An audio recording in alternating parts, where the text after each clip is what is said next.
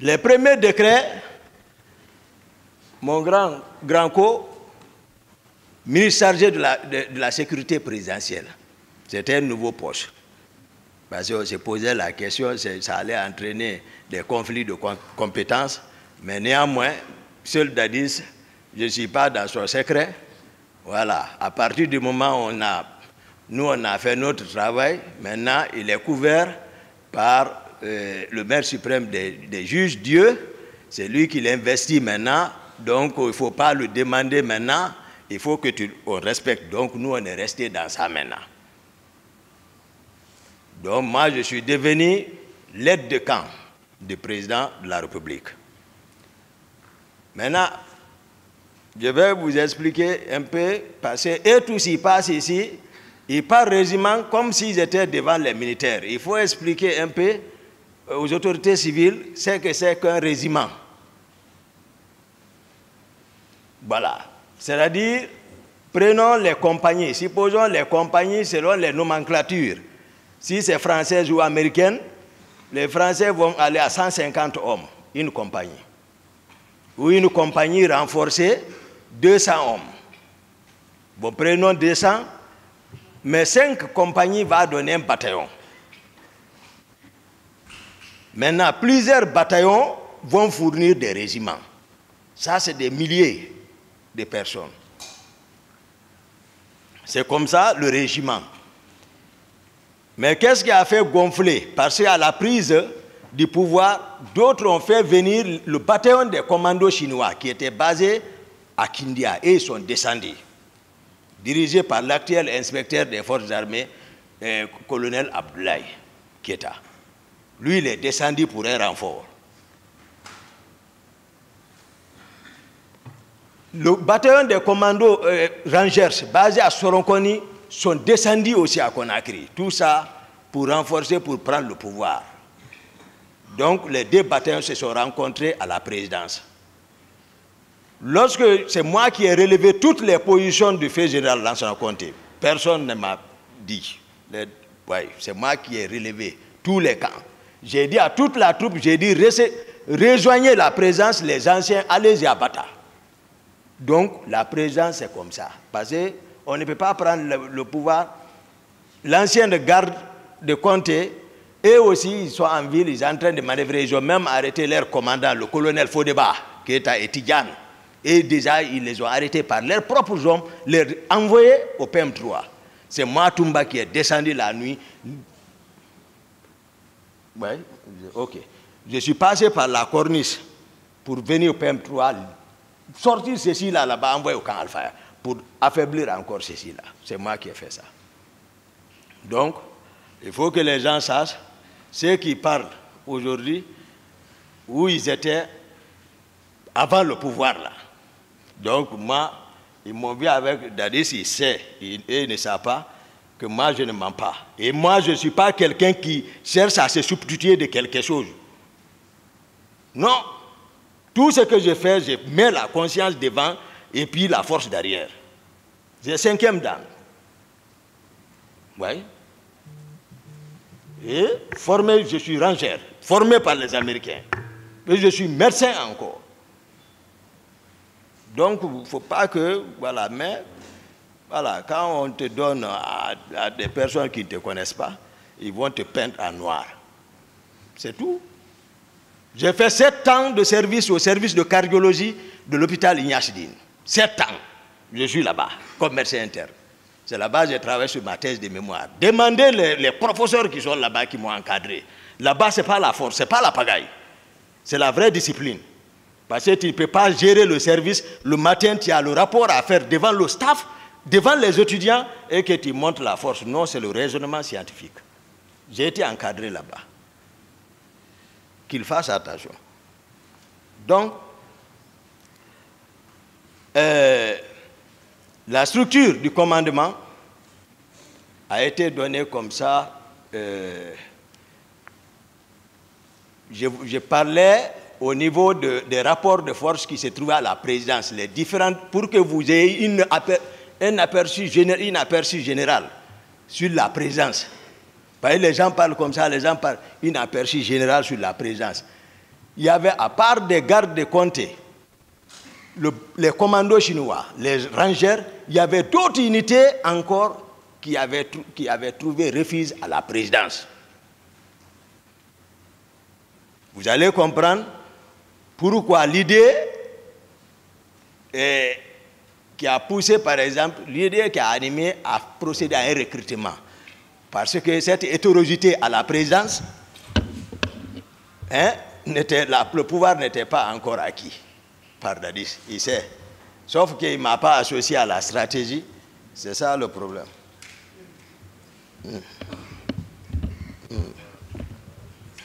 Donc, le commandant maintenant, j'ai parlé, le régiment, j'ai défini ce que c'est qu'un régiment. Une compagnie, 200 hommes, disons 1000 hommes, un bataillon. À partir d'au-delà de ça, 2000, 3000, 4000, 5000, 6000, 10 000, ça fait des régiments. On peut organiser comme ça un régiment, donc régiment. Le régiment peut aller au-delà de la présence sur toute l'étendue du territoire national. C'est-à-dire on va parler régiment, commando, tous les militaires qui sont dotés de coiffures rouges, de bérets rouges. Le décret nommant le commandant du régiment, c'est le colonel Aïdor,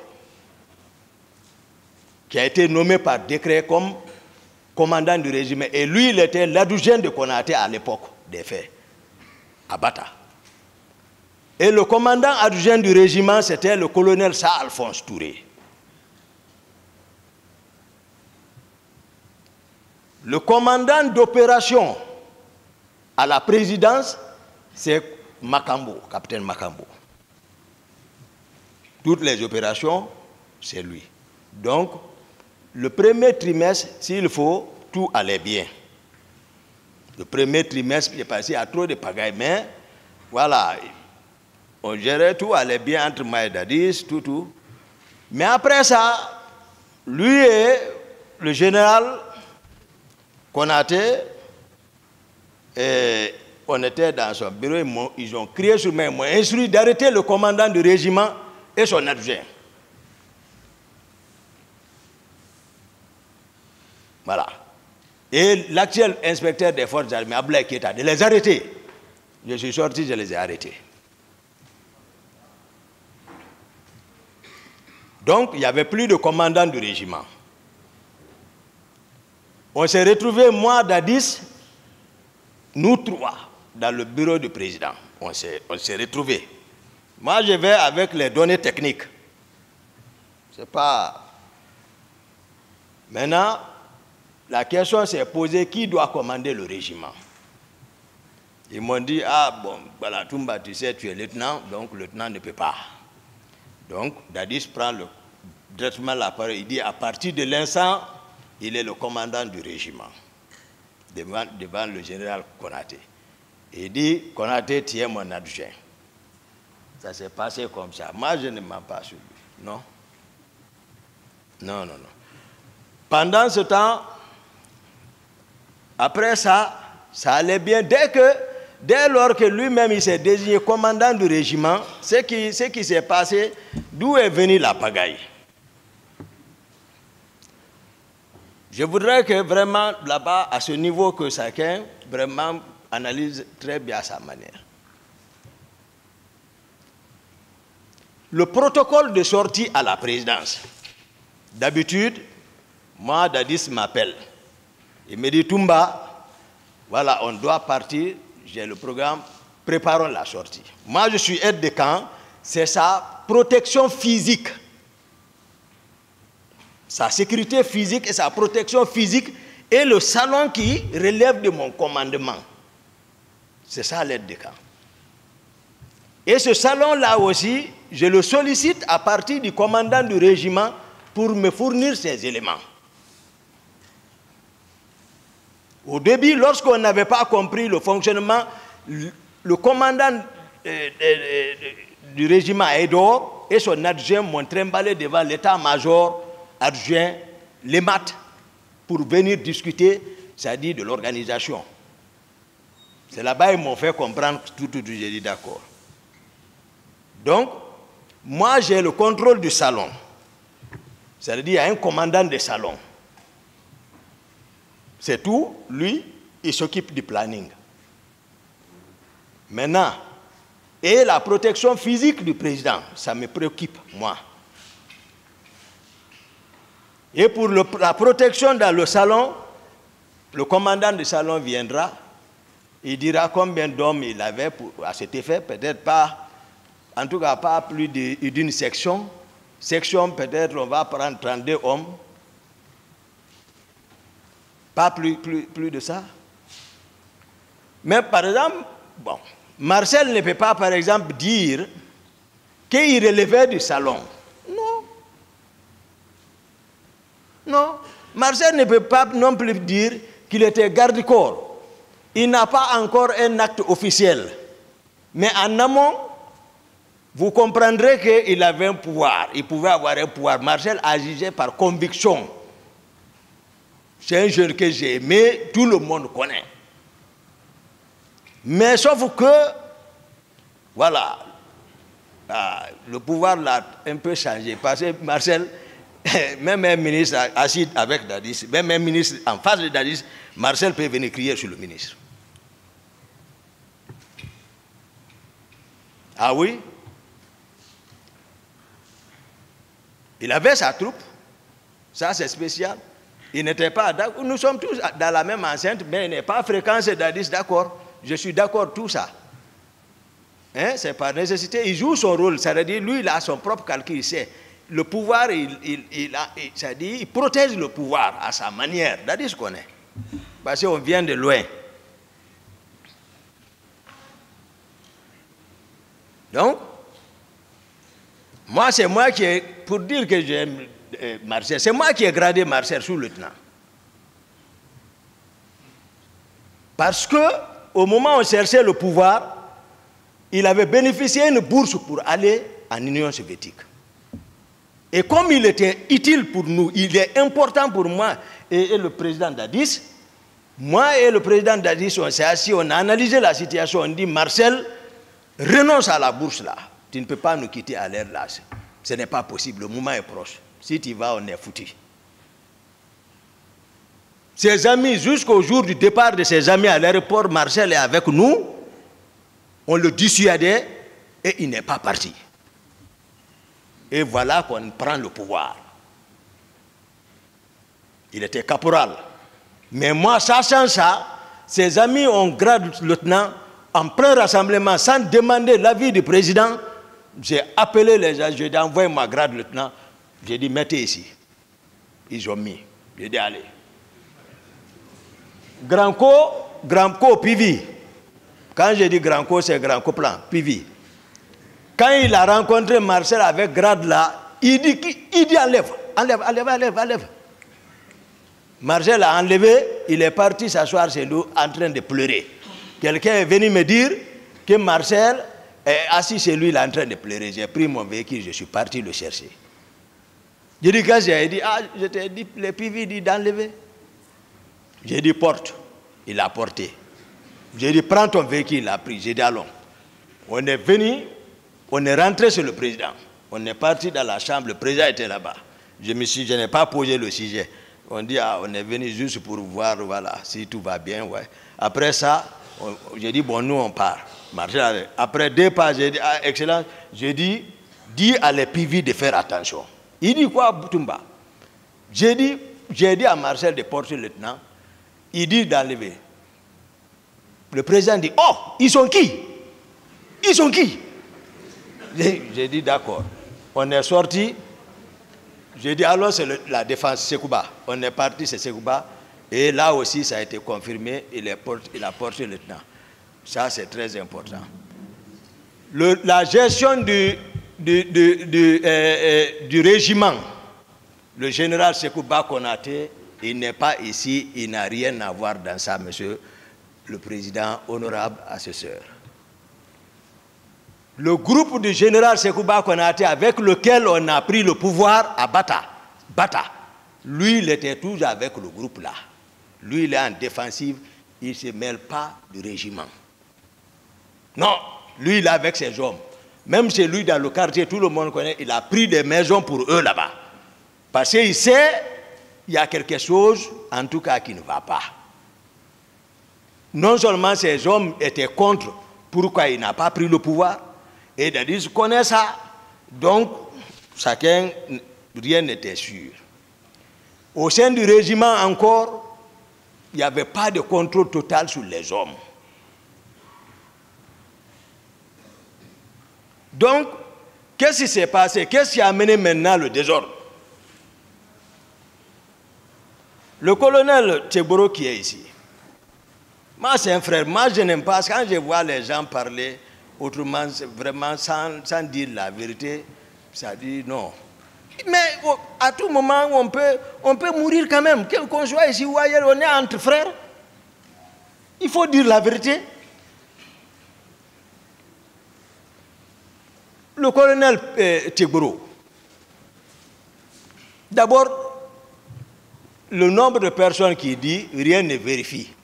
Parce que moi j'entends, je n'ai pas vu, mais je sais, c'est les personnes que je vois derrière lui. Il y a près d'un bataillon. D'autres sont à Symphonia, d'autres sont à la présidence. C'est quand il a besoin, il fait la rotation. Mais ils sont tous coiffés en béret rouge, des gendarmes. Je pense que sur ce point-là, le parquet sera renvoyé à mieux se pourvoir. Je pense que sur ce point-là, vous acquitterez le président Dadis. Vous l'acquitterez tout simplement des infractions de meurtre et d'assassinat.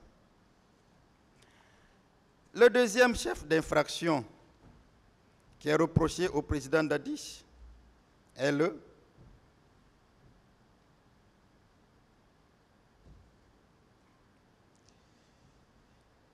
l'enlèvement,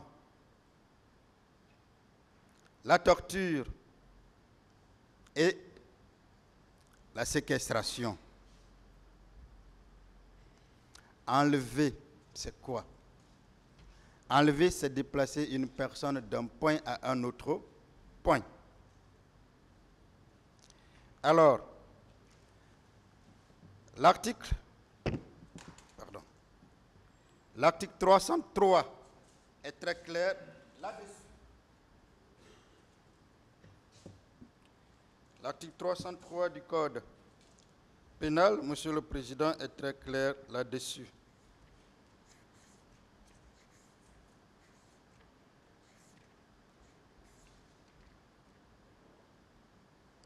Le fait, sans ordre des autorités constituées et hors les cas prévus par la loi, d'arrêter, d'enlever, de détenir ou de séquestrer une personne est puni de la réclusion de 10 ans à 15 ans.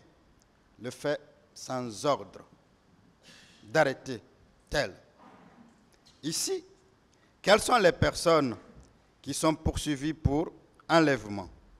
C'est encore enlèvement, torture et séquestration. C'est Paul Mansa Guilavogui, poursuivi pour torture, enlèvement et séquestration. C'est le colonel Moussa Tcheboro Kamara. C'est le colonel Claude Pivi. C'est le commandant Marcel Guilavogui. Sur la torture, je ne vais pas durer là-dessus, puisque je vous ai déjà dit qu'en 1998, la torture n'était pas prévue par nos lois. Alors, la règle, nul homme, crimen, sine lege, nul crime, nulle peine sans test de loi, étant violée, là, on ne peut pas poursuivre quelqu'un pour séquestration. Mais à supposer même que l'on veille poursuivre quelqu'un pour séquestration, mais il faut bien créer le lien entre cette personne présumée auteur de la torture et le complice. Est-ce que le président Dadis, un seul instant, a provoqué l'enlèvement, la séquestration et la détention d'une personne? Les personnes poursuivies ne l'ont jamais dit. Marcel Paul Massa Guilavogui n'a jamais dit ici avoir torturé ou avoir été aidé par provocation ou insurrection, c'est-à-dire désordre reçu, que le président Dadis lui ait demandé de torturer une personne. Le colonel Thiebro a été très clair ici, on va revenir tout le temps là-dessus, puisque c'est pédagogique. Le président Dadis ne lui a jamais demandé d'aller au stade. Rien n'a été démontré contre lui, ici, parlant d'enlèvement. Personne n'a pu prouver l'existence des conteneurs dont on a parlé. Je me rappelle, lorsque un des confrères était passé, je lui avais demandé s'il avait vu. Il m'a dit qu'il était resté loin, qu'il entendait des voix et qu'après ses parents sont venus lui dire que ces conteneurs étaient là et que des gens étaient séquestrés. Cela ne peut pas constituer une preuve, en tout cas en matière criminelle. Quel était le rôle du parquet? Le rôle du parquet était justement de démontrer l'aide que le président Dadis a apportée par provocation, les ordres, les instructions qui ont été données et ont été reçues, et l'obéissance passive que ces personnes-là ont eue pour lui. Alors, à partir de là, Monsieur le Président, vous pouvez comprendre en réalité que sur la question de complicité d'enlèvement, sur la question de complicité de torture, sur la question de complicité de séquestration, l'article 303 non seulement ne s'applique pas, ne peut avoir application, mais ce qui est plus important par rapport au président Dadis, l'article 19, les articles 19 et 20 ne peuvent pas s'appliquer, encore une fois, parce qu'aucun rattachement n'a été fait s'agissant de la fourniture de ces moyens-là, s'agissant de la fourniture d'insurrection, s'agissant de la provocation. Le troisième chef d'inculpation, Monsieur le Président, c'est bien les coups et blessures. Les coups et blessures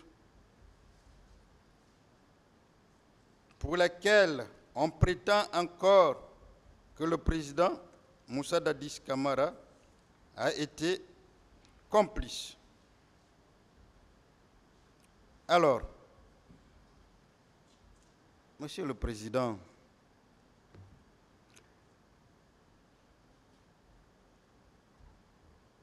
lorsque on demande à un chef d'État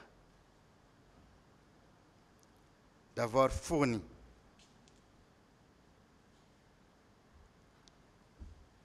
des ordres, lorsque on dit qu'un chef d'État a fourni des instructions pour blesser ses citoyens, pour leur donner des coups, il y a problème. Il y a problème. Même lorsqu'on est accusateur, comment peut-on penser que cela peut être vrai? Toujours est-il que les personnes poursuivies, que sont, pour causes et blessures et violences volontaires, que sont Marcel Guilavogui, Blaise Goumou, Ibrahima Kamaradi Kalonzo, Alpha Amadou Balde, Cécile Raphaël Haba, Abdoulaye Sherif Diaby et Aboubakar Siriki, Aboubakar Diakité dit Toumba, n'ont pas encore dit ici avoir reçu des ordres dans ce sens-là. Parce que la spécificité de l'ordonnance de renvoi que nous avons, les juges ont voulu, dans leur motivation, indiquer clairement les actes de complicité qui ont été employés par le présumé complice. Et là encore, en parlant d'actes de complicité, on fait allusion à la provocation, on fait allusion à la fourniture d'insursions. Ce qui signifie que ces personnes-là ont reçu des instructions à l'effet de donner des coups à des Guinéens, ont reçu des instructions à l'effet de blesser des Guinéens, ont reçu des instructions à l'effet de violenter volontairement des Guinéens, nos compatriotes. Est-ce que le président Dadis, pour l'homme qu'on a présenté ici, peut être capable de dire à Marcel d'aller donner des coups? Pensez-vous que le commandant Marcel se serait tu avec son deuxième passage que vous avez connu, si effectivement il avait reçu des ordres du président Dadis? Pensez-vous qu'il se serait tu s'il a été instruit par le président Dadis de donner des coups, de blesser des manifestants? Pensez-vous qu'il se serait tu et il n'aurait rien dit par rapport à cela?